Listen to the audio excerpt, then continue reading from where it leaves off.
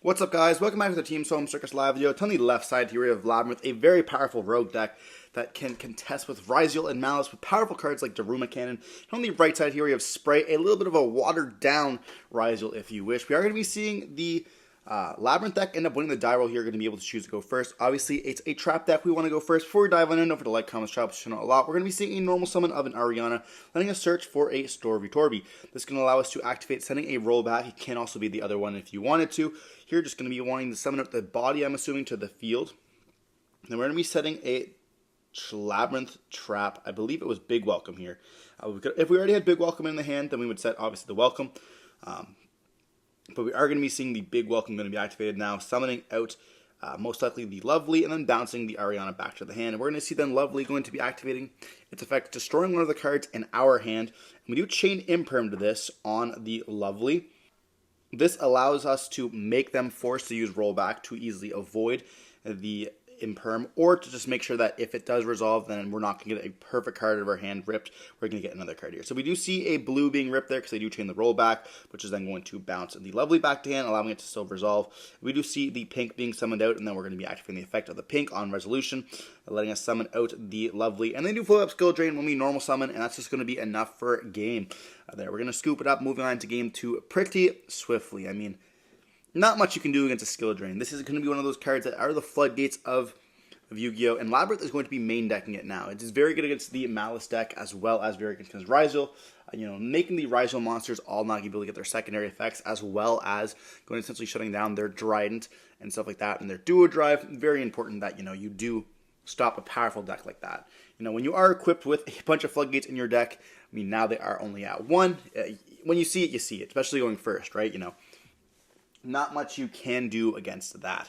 But dive on to game 2, we are going to be seeing Spright going to be going first here. Hopefully maybe setting up a huge board that we could end on like a Carrot Negate, as well as double Totally Awesome and stuff like that. We're going to see the Carrot being normal summon, especially with the blue. And now we have a Spell and Trap Negate right off the bat here, which is going to be an Imperm. We do let that resolve, then we go up for a Sprint. We don't need to get the search off the blue. We're going to link away for Sprint. Sprint's going to be done dumping the Angler, which can then summon out 2 Beavers. We then go up into a Gigantic here. And this is going to be another important part where they could hit us with a hand trap, but they opt to not here, which can now give us access to Swap Frog, which essentially gives us access to Totally Awesome. So now we go for Mirror Mage being dumped off the Swap Frog, and then we're going to be searching for the spell. We then get to activate the effect of the spell, summoning out the Mirror Mage, and we're going to go for a Totally Awesome here. Now, we could have bounced back the Beaver if we wanted to. We're going to go up into a Link monster instead, being the Rabbit, which just allows us to pop one of their spells and trap cards here. Now, we could have used the Beaver, bounced back to the hand, but we already had used a normal summon and the normal summon of the Carrot. Now, we could have used it for an additional normal summon next turn, but this is going to allow us to use Swap Frog, are Totally Awesome, being able to add back that Beaver for the next turn anyways. So we set numerous cards here, one of them being the Azrune, and just passing turn on this. But they do activate a copy of the Kuklok there in their main phase. They then set one card and normal summon out the pink one, the Ariane there. They're going to activate the effect. They're going to send a Big Welcome to the graveyard here.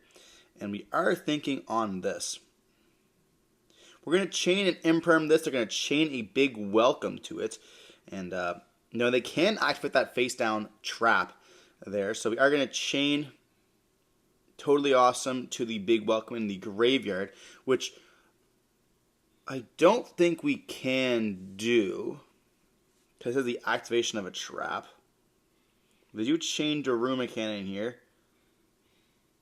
This is going to allow us to, just going to make a send, and the Imperm is going to still resolve on the, the Imperm is going to be, the Ariane is going to dodge the Imperm, essentially allowing the Ariane to resolve there, summoning out that Ariana. And that's going to now activate the effects, allowing them to search their deck as well. We're going to be seeing the Totally Awesome activate effect, allowing us to add back the Beaver here. So we have now the follow-up, but what other 2 cards, we have essentially one other card in hand and then a face down, not the Azrune. We're going to see them activate or add the RAS. There you go, set the trap there and activate the Welcome. We do chain a copy of Impulse there, which will allow them to summon out. And then we go activate the Azrune, summoning itself out here so that they do opt to go into a Typhon or a Chaos Angel, we can actually negate the summon and send it to the graveyard there.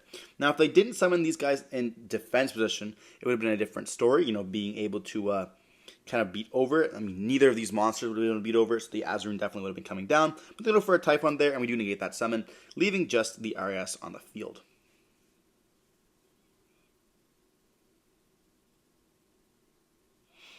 We do offer our deck, and they just say it's fine. We're going to draw for turn, and we don't have a normal summon of a beaver. They're going to realize that that's just going to be enough for them. They're going to scoop it up, and we had another impulse as well, ready to go on the backfire. So yeah, we end up winning game 2 there. I definitely think there was a little bit of misplay. Totally Awesome cannot negate the activation of trap cards in the graveyard. It has to be the activations on the field. Definitely important to note that when you are playing against those stuff, Totally Awesome is awesome, but not that awesome. You need to be aware when you are playing like Yu-Gi-Oh! That's one of the complicated things that I really don't like about it. How you can negate activations and negate effects and certain stuff like that, but when you activate a card in the graveyard, you're not activating it, which is very interesting because to me, you're activating an effect, but you're activating an effect and not a card. That's a little bit more complicated. In the card text, especially explaining that to a newer player, it's a lot more complicated than people realize. But diving on to game 3, we are going to be seeing Labrnyth going to be able to choose to go first once again here. Obviously, being a trap deck, going to be a lot better. Being able to start off with RES and then being able to set a trap as well and activating it is going to be very nice. We do also see an Ariane being normal summon, activating the effect, allowing us to summon out a copy of the Ariana, which then can search us for a lady. We can then summon out the lady there. And we also were able to pitch a copy of Welcome Labrynth, which is going to be most likely setting itself to the graveyard, or setting itself from the graveyard, I should say. And then we're going to be seeing Chapters can activate, and we do chain the lady because we have no response to this, which can then let us now set a D barrier here. And then we're going to see Traptrix itself set a Big Welcome, which can then be activated this turn. We're going to see then Big Welcome going to be activated there, letting us summon out the Lovely, bouncing the Ariana back to the hand. And then we're going to be able to activate the effect, or we're going to actually activate bouncing the lady back to the hand. And then we're going to be seeing the Lovely as well as the Ariane going to be activated here, summoning out and drawing us one card here. So we're going to be destroying the Mirror Mage, and then we are going to draw off the Ariane, and then we're going to summon out the copy of the lady. And then Lovely can reset the Big Welcome as well here. And we're going to be seeing the Mirror Mage going to be sent to the graveyard, allowing us to search for the spell there, which I mean is kind of nice. We're going to see then the Traptrix being set, not even the... Okay, that's very interesting there. We also forgot to put Welcome to the graveyard, but we are going to be seeing a starter going to be activated. We do chain an Impulse, and then we're going to be chaining a lady there, setting it from our deck. I'm not exactly sure what card we set, but it's not going to make that much of a difference, especially when we have a D barrier set. We're going to activate the Mirror Mage, summoning at the level 2. And this is going to be essentially a level 2 for any of our Spright monsters there. We do summon out the blue. Blue can activate its effects, letting us search. And we do chain DBR, calling XYZ here, essentially stopping out any of the Gigantics. And we do see a chain Big Welcome bouncing the Mirror Mage back to the hand, which I think is definitely interesting because we are going to be able to summon out cards there, unless we're going to try to pop in the blue. So then we see a numerous chain. We see 2 draws off of the Ariana as well as the Ariane. We see the Welcome Labrynth setting itself, and then we see one of the cards being set off that they drew. Then we just ask about the trap cards that we know have activated this turn. They pop the blue with the Lovely, which is going to be pretty nice. We do send Angler with Swap Frog here, which is going to give us 2 more additional bodies. Honestly, this is kind of crazy. This our hand is kind of nuts if it wasn't for this D-Barrier. And D-Barrier seems to be the only card that we can't really play through right now. We would have been able to go up into a Gigantic. We could have even made up for a Toad if we wanted to start off with the copy of Swap Frog, sending the Angler, sending with the 2 Beavers here. But this is a pretty good hand. Honestly, a crazy hand from Spright. If it wasn't for that D-Barrier, which I personally think should have been banned on the last list, I understand that it's going to be a really good card against Duel, which definitely is kind of impactful. But I don't even know. I think the D-Barrier should have been banned a long time ago. I'm not a big fan of those floodgates going first type stuff, especially with Crossout. Having played Crossout going second does not feel correct. So we're going to be sending Carrot Beat for someone out because we do control numerous level 1s. We also bounce back a copy of the Beaver, normal to the Beaver, summon out the Angler here, and then we're going to be seeing the trap trick is going to be activated there, allowing us to banish and then activate Daruma Cannon immediately, flipping everything face down. We now have 5 face down monsters on the field. We set another card, and they have 4 alongside 3 back row.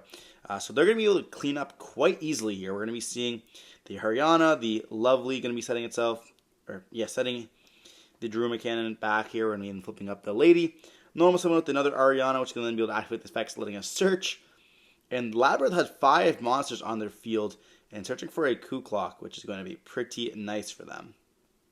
As well as, having essentially infinite access to everything else. They're going to battle phase and attack into everything slowly there.